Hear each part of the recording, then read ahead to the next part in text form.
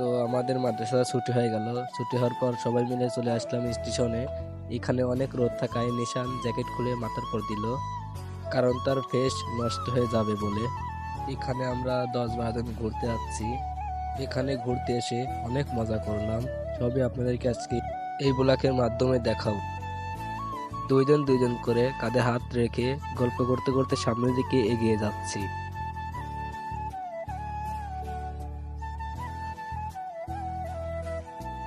অনেকক্ষণ হাঁটার পরে অবশেষে আমরা দুবলিয়া স্টেশনে পেয়ে গেলাম। এখানে স্টেশনের রাস্তার পাশে একটা বড়ই গাছ দেখে আমরা সবাই এখান থেকে বড়ই পারলাম।